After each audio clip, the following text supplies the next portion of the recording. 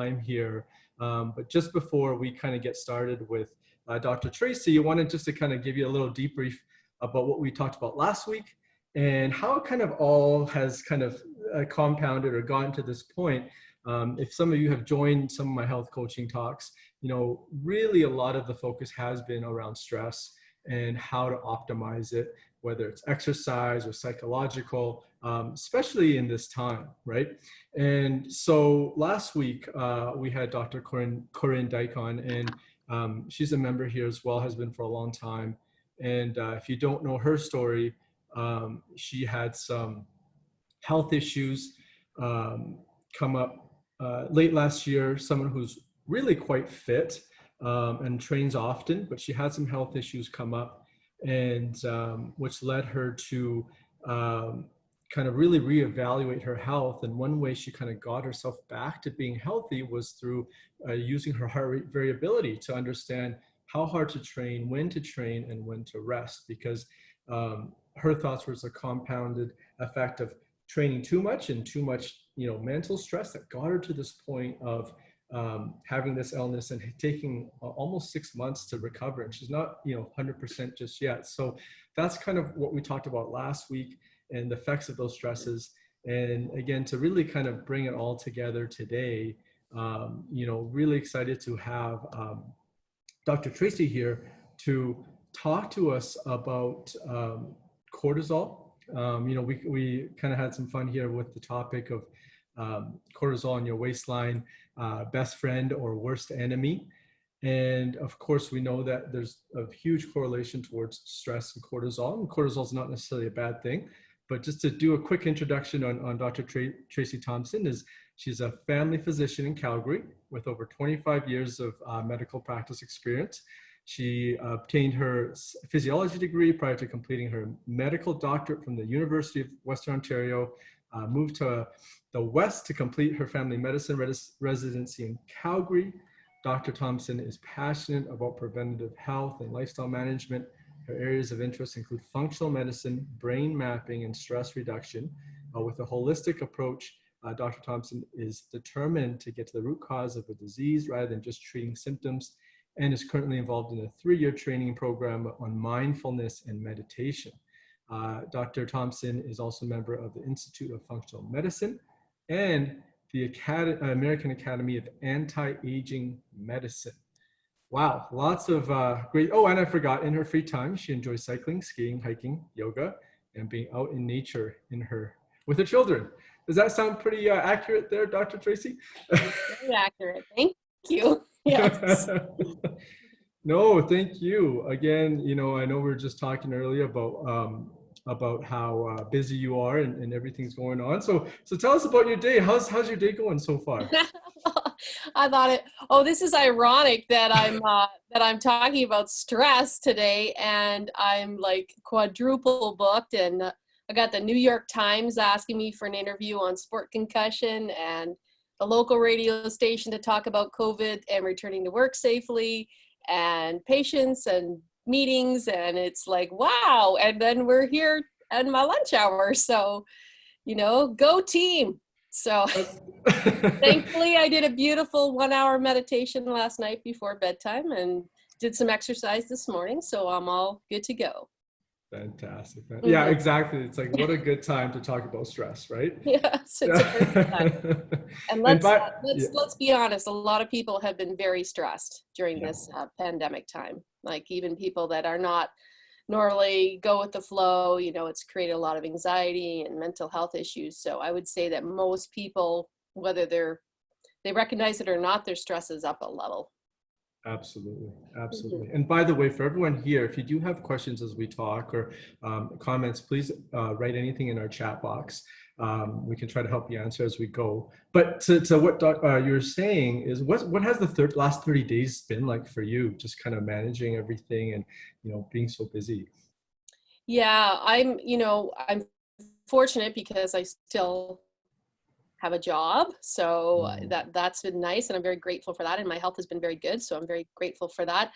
But I've essentially been working three jobs, and I'm helping the province with the COVID situation and doing some telemedicine there, and then my normal clinical family practice, and then my functional practice. And We're doing a new software upgrade at work. So there's been a lot of stuff. So, and then I have 3 teenage boys at home, homeschooling, one at university who's doing online classes, but they're from France. So he's up at 3 or 4 in the morning, sleeping during the day. So, you know, it's like, it's a little bit of craziness, you know, just when you want to go to a patio, you can't. So Yeah, I'm with you. I feel the same way. we're all working out in the garage. One of my sons is going to Western on an athletic sports scholarship. So, you know, there's a varsity athlete. He has to keep himself in shape, and it's driving him crazy not to play his sport. But he's doing all kinds of impulsive, like, jump moves and weights and things that we can in our garage. So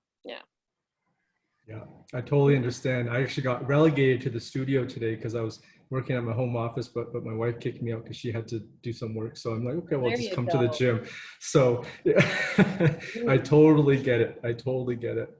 Now, yeah, and with that, you know, you have, like, with everything you're doing and all your experience, obviously your practice expands beyond just, you know, general medicine. Like, what got you into studying some of the things you've been studying with, like anti-aging and all those things? Like, how? Well, I did, after family practice, I did anesthesia. So I actually worked in small town. I was in Golden, BC for 5 years. So I actually worked in the operating room in Golden, Invermere, Banff, and Canmore. And I worked in the emergency too. So I had a lot of acute care medicine experience. And I really felt that the traditional Western medicine training was perfectly aligned with that. But what I started to see is problems in family practice, that it was a lot of symptom management, not a lot of digging, getting to the root cause. You know, you come in with a headache, here's a medication. You come in with this, here's a medication. But, like, why? Or if people were coming in with kind of diffuse, you know, complaints. Oh, I'm tired. I just don't feel myself. Something's off. You know, these vague complaints. And there really wasn't a good system. So I wanted to learn more. So then I studied Chinese medicine up at the U of A. And then for the last 10 years, I've done a fellowship in the States in anti-aging functional medicine, which is just a more holistic view of looking at the body. And certainly all the things that we talk about: exercise, nutrition, stress, hormone balance, everything comes into play. So, you know, and then that really gave me the tools to really help people in a more comprehensive manner. Right. So it's not the typical, hey, you have this problem, here's a drug. It's more looking at it from a big picture. Absolutely. Environmental, you know, environment, emotions, past experiences, all of that comes into play in our health. Yeah. And it's a topic I'm super into right now. And, you know, if you don't mind me, I know we've talked about your story here at Revive and what you kind of went through in our 40-day challenge, with, I think a lot of people here today know about, is, you know, basically a 40-day challenge where you do, to some level, restrict some of the food that you eat, or you restrict some calories. And for most people are exercising more and probably more intensely. And, you know, when you went through that yourself, and again, I haven't seen it, it's not just with you, I've seen this many times in the past where people have different responses to a fitness challenge. Could you talk about what happened there with the challenge? Sure. Well, I actually did it twice. So the first time I did it, right. The first time I did it was great. Like, you know, improved fitness. I lost 11 pounds. I found it hard to manage because I was doing cycle training. And so those classes with TCR Sports are pretty intense, and, you know, not having enough carbs, like I was really suffering, you know, on the 90-minute workouts. So that was a bit tough. And then I talked to someone who said, well, you know, they were training for a marathon and they tried to do the challenge and they had a really hard time. And they actually did it again when they didn't have an event, and they did much better. So that being said, I was in fantastic shape and had an amazing summer, went hiking in the Dolomites, did a Grand Fondo, 152K bike race, came in second in my age group. So, you know, really rocking it in terms of fitness. And then I'm like, all right, you know, I kind of come into the fall, I think, hey, I'm going to do this challenge now, you know, lose those few pounds that I want to lose.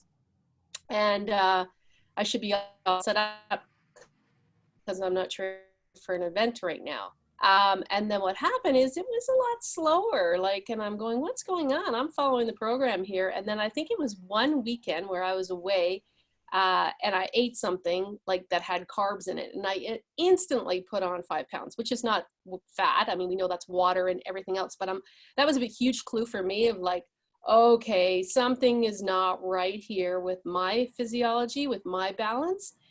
And so I actually went to my functional medicine doctor and we checked, and sure enough, my cortisol levels were through the roof, high. My hormones were imbalanced, and basically we felt like, you know, and I'm 55. So we felt that that race likely put me into menopause.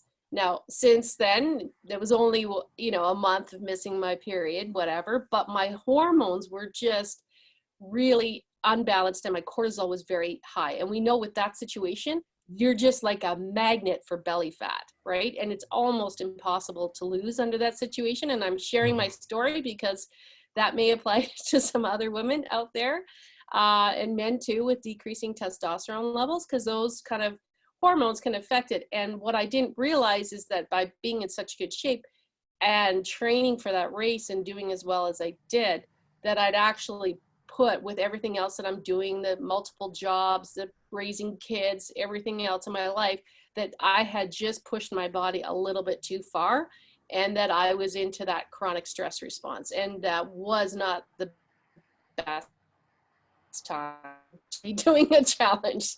So once I recognized that, it's like, whoa, I can't actually do HIIT workouts anymore. So, you know, took a break, and I'm happy to say now, after months of meditation and rest and just gentle walking and easy, now I'm ready to go back and do something a little bit more aggressive. So that's my story. Thank you for sharing. And well, so much to talk about right in that moment. But you know, and I'll say too, hey, I went through the same thing about 3 years ago, where it was opening this gym, having young kids, and then for the first time, really seeing my fitness not improve. So kind of like the challenge, I try to work out more and you know, alter my diet a little bit. And the reverse thing happened, right? Like I was not getting as fit, even though I didn't necessarily gain weight, but I could tell for sure when I did my body scan test, I was gaining weight in my midsection. And just like you, I think it can really happen to almost anyone, but probably more likely when, like you said, there's a menopause effect, or would you say, or yeah. So that just adds fuel to the fire. So really interesting for people who don't know too much about cortisol. Can you help us tell us, like, what is it and how does it affect us?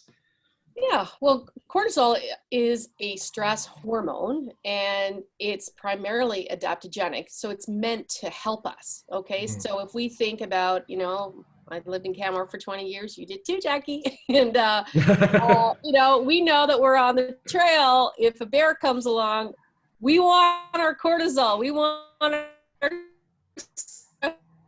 fully engaged. Okay. So when that fires up, basically we get cortisol released, our heart rate goes up, we get increased blood pressure, we get, you know, blood flow going to the muscles, we get that whole fight flight. Now this can happen with emotional stress too. Same physiology can happen when there's an adverse emotional event. But basically it prepares our body to get out of the deleterious situation. And the thing is, in that instance, that's exactly what we want to have happen with our stress response. This also happens with moderate exercise. We want that to happen. But the problem is that, you know, our body was never meant for chronic stress. And unfortunately, in this North American civilization, we're bombarded with stress all the time. And, you know, environmental stress factors we don't necessarily see in our diet, in our workplace, in our relationships, in the gym, wherever. So we're getting a lot of stress, and there's a couple of things that happen. One, you can have a situation that happened to me where essentially I'm overstimulated and getting that high cortisol leading to belly fat and whatever. Or what I see in a lot of my patients, and these are the patients that come in, they're tired, they're just not feeling great, they might have some brain fog, that they have undergone stress for such a long period of time that the brain reaches a point where it gets tired of being bathed in that cortisol. And so it's a protective response, and it actually shuts down that stress response. So, you know, we have the hypothalamic pituitary axis, so we get signals from the brain that go to the adrenal glands that sit on top of the kidneys to release the cortisol, and it effectively shuts that down. So then we have a situation of low cortisol.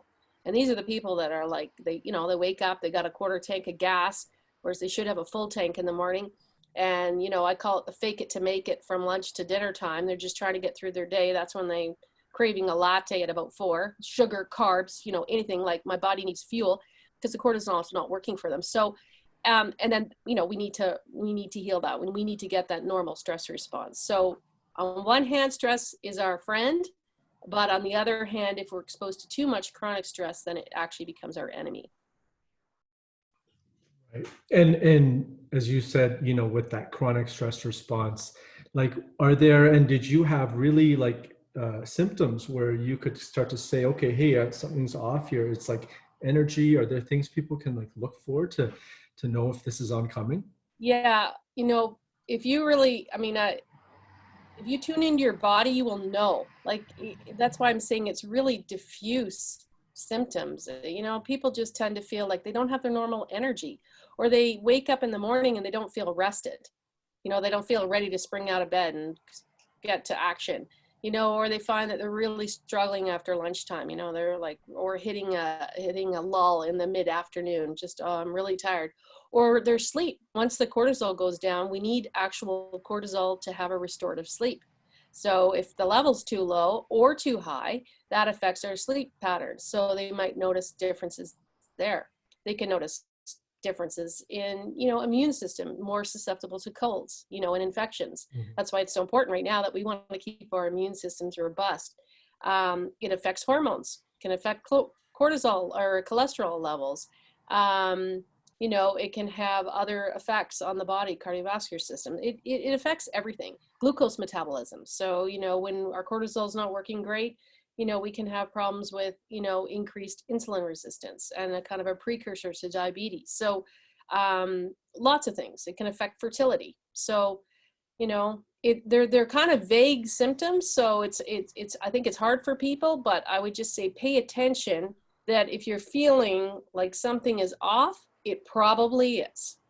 But unfortunately, in Western medicine, the part I studied, you go to your doctor, you get your CBC and your thyroid, and they tell you, well, you're fine. Everything's normal. And in Western medicine, when we measure cortisol, we're looking at disease. We're looking at something called Addison's disease, which means you have no cortisol, or Cushing's disease, which means you have way too much, and you might have something called a pheochromocytoma, which is a tumor of the adrenal gland.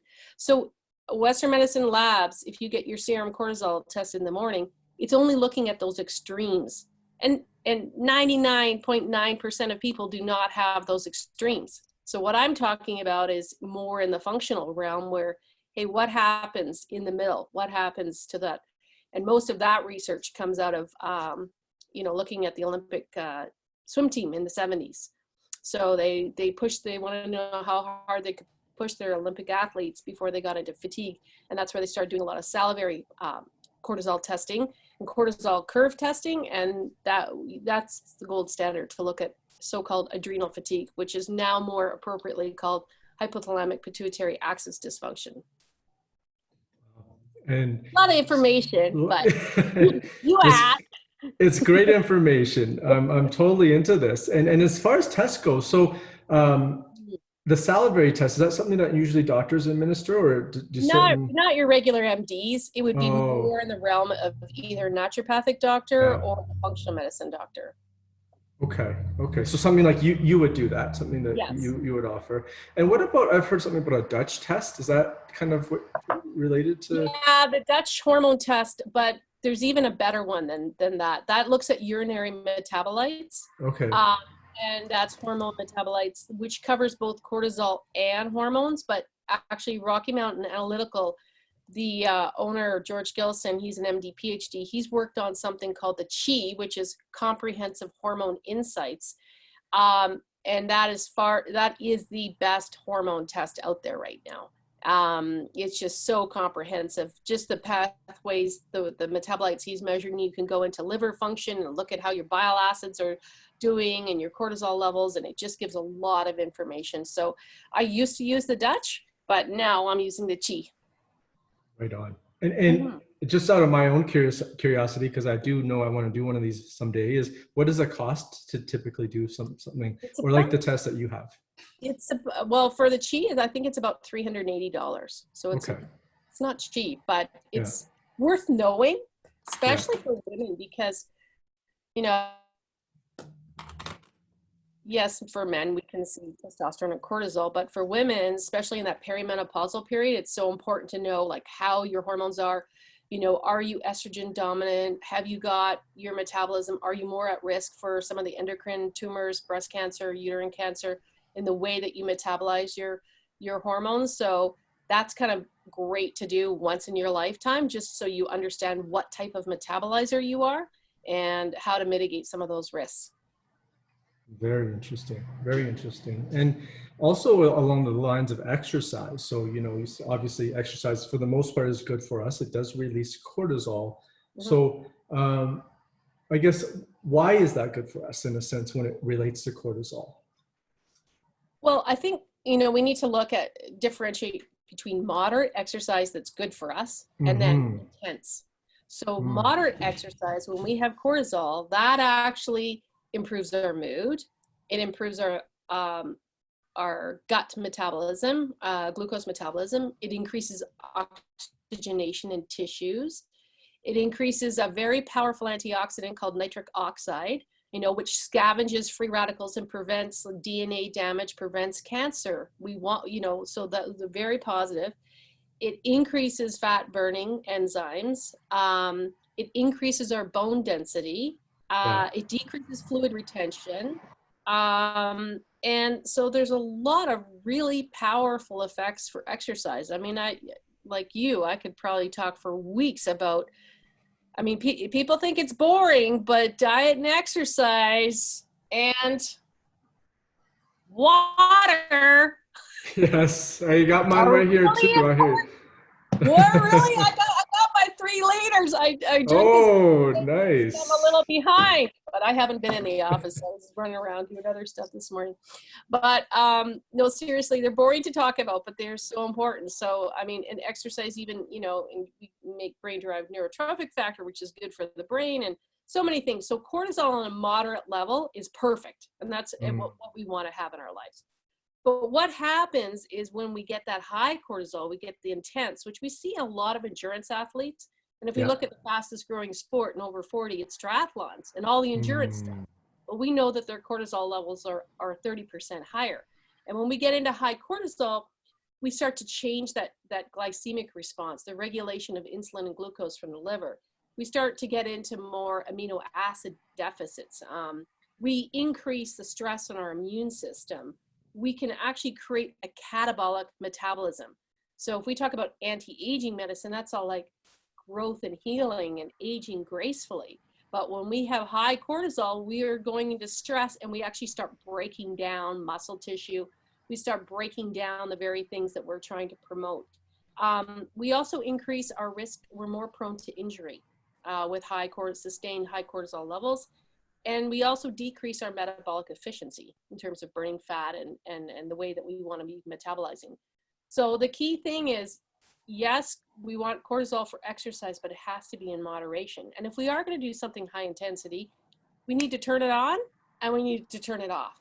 And I think so many people, for me, I was a perfect example, right? I'm just like, go, go, go, go, go, go. And even though I meditate, I obviously was not having enough Zen time. And I had some other things going on in my life at the time. I was not balancing. The key thing is that we want this autonomic nervous system regulation. So cortisol stress response is sympathetic.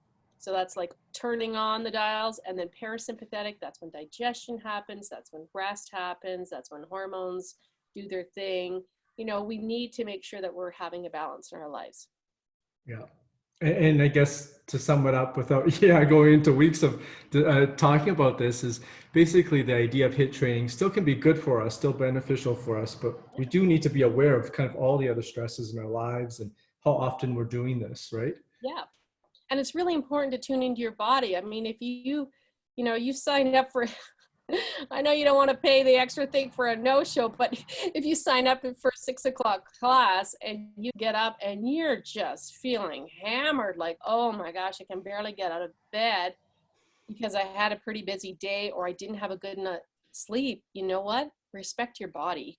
don't go to the class, because it's giving you a signal. Like, that's when we start to push ourselves. Now it's different of like, oh, it's so cozy under my covers, and it's such a pain to go out there in the cold and get to the gym. That's different. You know what I mean? Because like, our mind can really give us those gears, right? But if it's honest, like, I'm really feeling tired, well, then listen to that, you know? That's certainly, you know, here I am preaching it, but now I really pay attention to that. So I might have in my day, like, I'm scheduled to do a certain interval workout on my bike, but I did some weights the day before and I had a busy day. And that day I'm like, I feel really tired. Guess what? I'm going to do a little yoga, drink lots of water, eat healthy, have a rest day, you know? So that's where I think it's just really important to start to self-regulate ourselves. Yeah, I think it's exactly that. And it's so important because, like you, Tracy, we have a lot of go-getters, you know, as members, right? People that are more type A, work hard. You know, I'm the same way too. And guilty. Yeah, and it's good. Like, obviously, that's good in the sense we want to have that mindset of being able to take care of our health, but also understanding when to rest. Yes. Yeah. So we talked a little bit about this before kind of coming into this talk about heart rate variability. And I've been using that myself to really judge not only stress, but kind of to your point of, okay, how do I actually know if today's a good day to push myself? So I've been doing that myself. And I know you've had a little bit of experience yourself with it. So what have you done with heart rate variability in the past? Well, when I was running my clinic in Canmore, I used it all the time because, you know, the research that came out with heart math and heart rate variability is really just applying all of the yogic science and the Taoist, like all of the ancient traditions in mindfulness and meditation. If we can put ourselves into that mode, we automatically improve our heart rate variability. And we know that by improving heart rate variability, we decrease our mortality, we decrease our incidence of cardiac disease, and a million other things. So the nice thing about heart rate variability is it's a biofeedback tool. Maybe for someone who doesn't want to go down the path of like meditation, someone, you know, wants a little monitor that says, oh, I'm in the red zone, I'm stressed, or the green zone, and I'm going to practice a few breathing techniques and some gratitude and bring that into my heart center, and I'm going to see an improvement. And I find this really helpful with a lot of executives. That, you know, they'll do it in the back of an Uber before they give a big presentation to the board, you know, just get themselves in the zone. So, I mean, if you know how to do that through yogic techniques or breathing techniques, awesome. But if you don't, this is a great education tool to educate yourself and to learn how to bring yourself into the zone. And then once you know the difference of like, this is my body on edge, you know, in that dis-ease state. And then now, you know, and this is what my body feels like when I'm in the green zone, then you can start to self-regulate without having the monitor. Another way to do it too is check your resting heart rate, you know, before you get out of bed. That's a great one. That's an easy thing to do, right? So in the morning, you know, if it's up there, probably means that, you know, dehydrated, stress, whatever, probably not a big workout day. It's an easy day. And if it's nice and low, well, then, hey, you can push yourself a bit more that day. And there's been a lot of research to show that resting heart rate is inversely proportional to longevity. So it's a really good indicator of that autonomic nervous system balance. You want to have that nice low heart rate. That's what we want. Yeah. So generally speaking, if your resting heart rate is low in the morning, typically your variability should be high, and that's good. Yes. Right? Yeah. Great. And with that, I mean, so much we can talk about right there, but I won't dive too much into that. So with chronic stress, back to kind of the chronic stress thing, why is it that, what is the relationship between cortisol and weight gain, especially in our abdominal region? So is there science behind that, how that happens? Absolutely. Yeah. There's science behind everything. Yeah. So essentially what happens is the cortisol, it is preferential for central obesity or deposition because it it regulates the fat deposition. So we have kind of two kinds of fat. We have the visceral fat, which is around the organs, and then we have subcutaneous fat, which could be anywhere. And if we look at the abdomen, it's got 4 times the number of cortisol receptors. So if our cortisol is high, preferentially, we're going to dump cortisol there. We also have an enzyme, more enzyme activity in the gut region that creates, that turns cortisone, which is an inactive metabolite, to cortisol, and that's in the gut. And we have increased blood flow. So essentially, there's a predisposition to, when we have high cortisol, to like pack it all in around the organs, which is the worst kind of fat, and the belly. And, you know, there may be a historical advantage, right? Because typically when we were in hunter-gatherer days and we hadn't eaten for a while and our cortisol levels up, you know, it's like store fat, right? And store it where we need it for our vital organs, like, you know. So that's kind of the relationship between high cortisol and the gut, the belly fat, or the menopot. I read about that like a month ago. Yeah. And of course, so past 40, you know, our receptors probably get more sensitive, or hormones get more out of whack, so it's easier, that menopause idea, to collect fat there. Is that also true? Absolutely. Yeah. Absolutely. The hormonal balance, you know, and it can be two things, you know. For women, it can be, you know, for men, obviously decreased testosterone, but for women, it can be either a high estrogen dominance that's likely to put fat in that area combined with high cortisol, or also it can be low estrogen as well. So yeah, that's why typically when women go through menopause, they just put on 10 pounds no matter what they did. Like they could eat the same and exercise the same, and all of a sudden, what's going on here? And having said that, do you have best practice? I know, when you know, of course, being a Revive, you know, we see that a lot. The babies and all the other stuff. Why do you have to give us extra weight?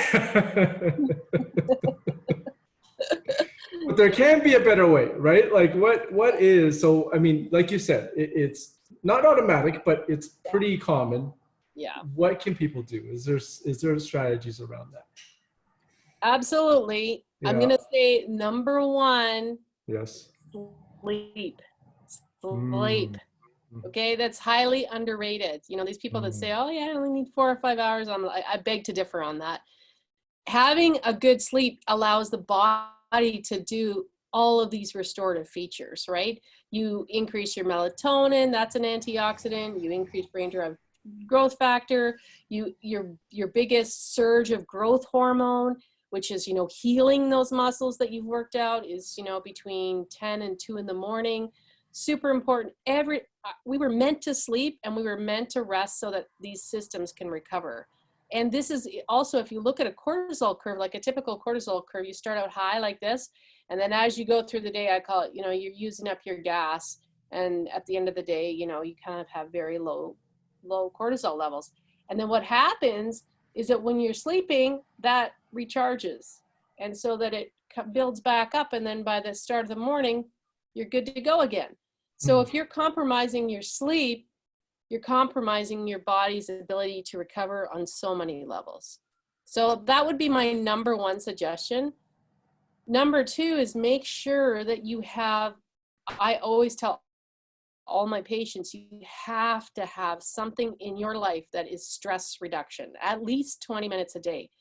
That could be doing pranayama, breath, yogic breath exercise. It could be yoga. It could be sitting and listening to music. You know, it could be connecting with nature, going for a walk. There need Tai Chi, Qigong. Like there's so many things. Heart rate, you know, doing some heart rate variability work, heart math.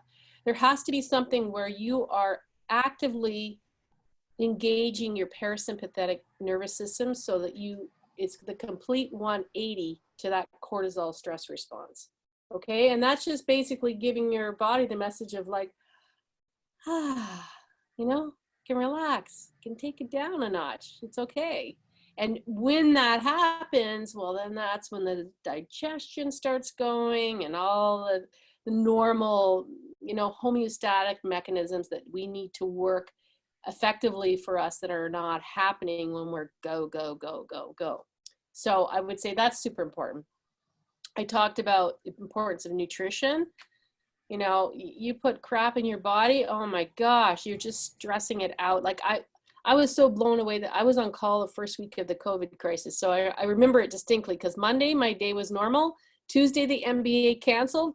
And then it was like the whole world got turned upside down and I was on call and boop, boop, boop, boop, boop, boop, boop, boop, a gazillion phone calls and a lot of misinformation. So I will say that turn off social media, turn off the news. It is not, the web is not reliable anymore, right? And it causes people so much stress. You know, try to distance yourself from all that screen time and all that misinformation out there. But in terms of the grocery store, when I went into the grocery store for the first time, I couldn't believe what people were buying. Like everything white. There was no white sugar. There was no white flour. There's no white toilet paper. Yes. Why? Why are you buying these things? This is like the worst. This is, oh, and no milk, white, dairy, right? Like rice and pasta's gone, right? White pasta, all the stuff that causes inflammation that weakens your immune system. I'm sitting there looking at like bags of oranges going, look at all this beautiful vitamin C. Look at all these great fruits and vegetables, which, you know, have all the phytonutrients and can help our immune systems. Yeah, so that was a bit of a gong show. So anyway, a good, healthy, alkaline diet is really helpful. Water, as I said before, again, like if I could write 2 prescriptions for life, it would be this guy and love. That is a very powerful medicine. So, you know, love in your life, in your relationships, you know, nurture those, really important. Could be your romantic partner, your kids, you know, your friends, whatever. That's really important in mitigating. Even they've done studies, and you've probably read it with Heart Math, in having a pet, right? Having a dog. Oh, right. Yes. Right. So, you know, the classic experiment of the boy and the dog, they're not in the same room. They have their heart rate variability is very, very low stress. You put them in the same room together and both the dog and the boy, you know, heart settles, increased variability. It's a stress-free experience because both the dog and the boy want to be together and they both kind of mitigate each other's stress. So, you know, I have a dog, so I'm a little partial to that. But, you know, I just noticed we have a Bernese Mountain Dog. He's hugely therapeutic in these times. My boys and they're big boys. They are snuggling this dog every single day. And so pet therapy, I would put in there as well. Yeah, and I think the big thing is just really keep in mind that we need to balance. So if we've got a lot of gas, we got to have breaks somehow and just really be mindful of it. And you know what? In our 20s and 30s, we could get away with that. But I would say now that over 40, over 50, you know, our body is not as forgiving on that kind of stuff anymore. So we need to just treat ourselves with a little TLC and kid gloves and be a little kinder to ourselves. Absolutely. A little more balance. I think even in 20s and 30s, right? And, you know, for that generation's under a lot of stress, I think it's a very important point right there too, for sure. Yeah. How has, just quickly going to fitness, because I know we're almost out of time, is what about strength training in yourself? Have you been doing any of that or has it been just more light activity? Yeah. What's the importance of strength training? You think? Well, importance of strength training, I mean, lots of things. It improves your metabolism. So, you know, and also leads to obviously muscular gains, but it's also really good for mitigating osteopenia or improving bone density. Mm-hmm. So, you know, if I've got men or women coming into my practice and they've got low bone mass, I mean, number one, I'm telling them, like, you have to put a force on a bone. You have to stimulate that bone to grow. So you could have all the calcium and all the boron and strontium and everything that you phosphate, everything that you need to build strong bones. But if you don't have a stimulus to build that bone, it's not going to grow, right? Yeah. It's not going to you're not going to initiate the mechanisms that lay down the matrix of bones. So strength training is really important. And that doesn't mean like you have to be Olympic weight lifting or CrossFit, like throwing around tires.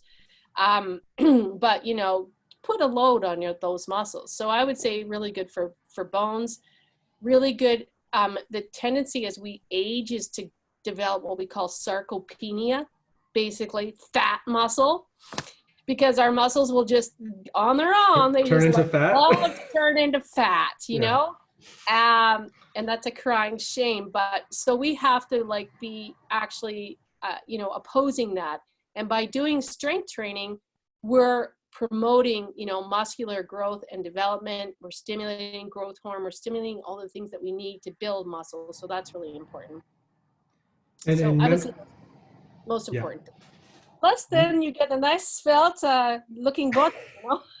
There you go. There you go. Well, actually, and I don't think members know this really, but when I was told you like about 3 years ago, I was under a lot of stress. I actually didn't do very much Revive classes. My saving grace was just going to the gym, lifting weights, taking a rest, because I do think there is a more moderate effect on cortisol than HIIT training. Would you say, like when you're doing more weights, rest weights? Sorry, say that again. It's a more like a more moderate effect on cortisol, meaning that, you know, if you're under stress, like strength training, and I don't know, I haven't actually found research on this, but it doesn't raise maybe your cortisol levels as high as say HIIT training would, or, you know, that's true. That's true. Yeah. Absolutely. Yeah. So The interesting. thing And then that's going to get the cortisol up are the really high intensity workouts and endurance. endurance. So, endurance training. Yeah, like long bike rides and things like that. It's good to be efficient with your workouts. You know, that's why, I mean, I like what you do at Revive, because it's just a nice balance. You get some cardio in there, you get some strength training, like it's a good balance. It's not too long. You know, you can just go in and get your workout. So thank you so much. And there's the plug for the gym. there you go. And for everyone here who I think is pretty much everyone's a member, is that we are actually, Chris and I have been talking about this. And once we do reopen, whenever that is, I'll be back, by the way. Hey, great. Now that I'm all rested. Love it. Doors, you'll see my smiling face. Love it. Love it. We miss all of you, trust me. But yeah, what we're going to do is we're going to make strong classes like Tuesday, Thursdays. We're going to make it more strong. Like we're going to make it more focused on weights. You know, not as much as that elevated heart rate. So Chris and I are working on that right now, just because of all this talk on cortisol and stress. And I really want to kind of give people the optimal workout. So awesome. Thank you so much. I know, and again, we're taking your time. Does anyone have like 2 minutes, just any quick questions before Tracy's got to run to her next 5 appointments? We're all good? I don't think I see anything in the chat box. Awesome. Great. Okay, well, I'll also leave with one other thing too, is we're going to do one more health coaching series next Thursday. And it'll be actually with me and Kristen. We're going to call it Real Talk. It's just we're going to talk about kind of what life at home has been like, what we're working on in the studio.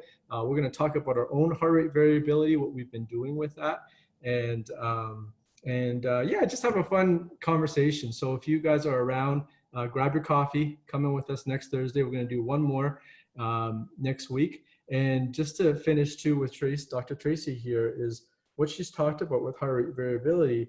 I use this app called Elite HRV, but even if you don't have a heart rate monitor, I think it's a great tip just to take your resting heart rate in the morning and compare it. But here's, like, if you guys have been watching my 21-day HRV challenge, this is a great point here. So green is usually good, yellow and red is bad.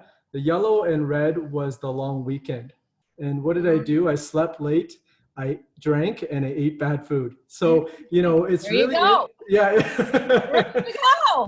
And it's very interesting, right? To see how these things affect your body. And you know, as like someone like myself who has a very hard time with meditation, to actually have something that has a response to it, really helps to know that by meditating, I can improve this statistic. Is you know, that helps me kind of get to it. So good for you. Yeah. So thank you so much for sharing there. Hope you have a great rest of the day. Thanks all you members for joining here today too. Thanks. Look forward to seeing everyone in the gym. Yes. When all this craziness is over. I know. We miss you. We miss you guys. Okay.